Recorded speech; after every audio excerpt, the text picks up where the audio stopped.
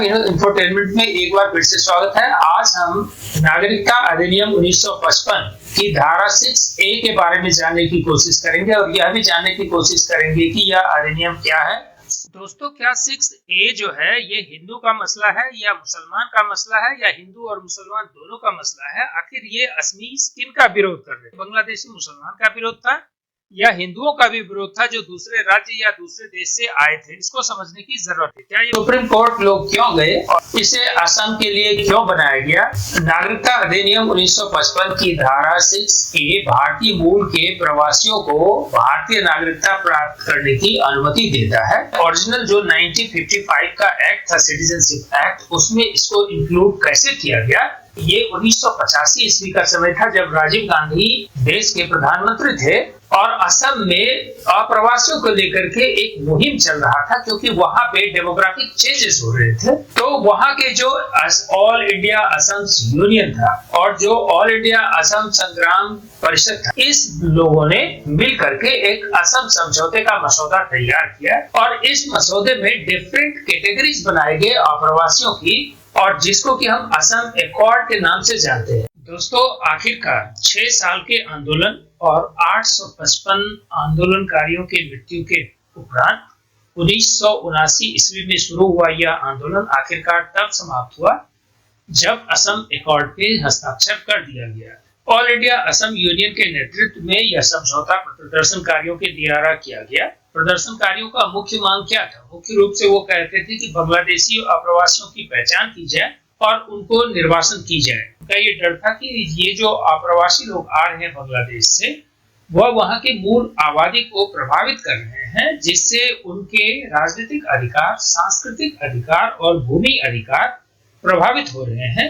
और एक ऐसा समय आएगा कि वह इन तीनों ही अधिकारों से च्युत हो जाएंगे, यानी कि उनके इन अधिकारों का हनन हो जाएगा, इन अधिकारों को कोई इंक्रोच कर लेगा। इतने लंबे प्रोटेस्ट के बाद किसी भी सरकार के लिए इन प्रदर्शनकारियों को इंगेज नहीं करना खतरे से खाली नहीं था और पब्लिक सेंटिमेंट के खिलाफ भी होता, तो आखिरकार जाकर के यह असम समझौता हुआ था। इस समझौते का मूल बिंदु क्या था?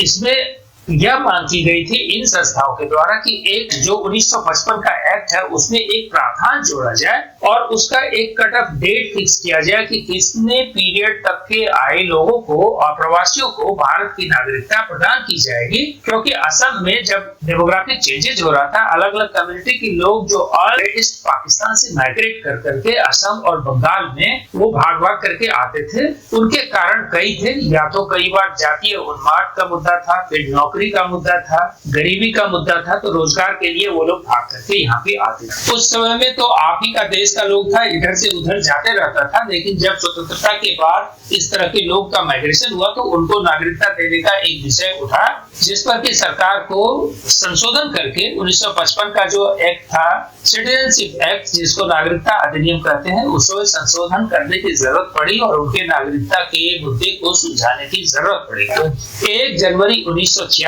से लेकर के 25 मार्च 1971 के बीच जो लोग भी आए भारत में, उसे यह अधिनियम 6A के द्वारा प्रावधानित किया कि उसे नागरिकता दी जाएगी। तो आखिर यह भारतीय नागरिकता देने से असम के लोग इतने बावले क्यों हो गए, इतने उतावले क्यों हो गए और क्यों वो इस अधिनियम के विरोध में सुप्रीम कोर्ट चले गए?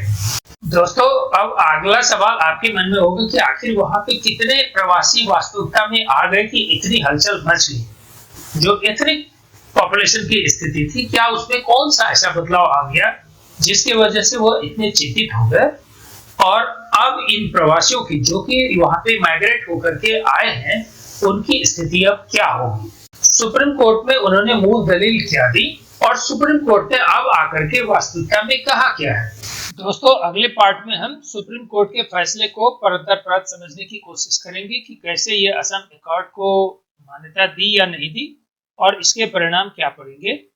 अभी आप 6A को ठीक तरीके से समझ पाए हैं। उम्मीद करते हैं कि आपको ये कंटेंट अच्छा लगा होगा। अपने दोस्तों के साथ शेयर करना ना भूलें। धन्यवाद।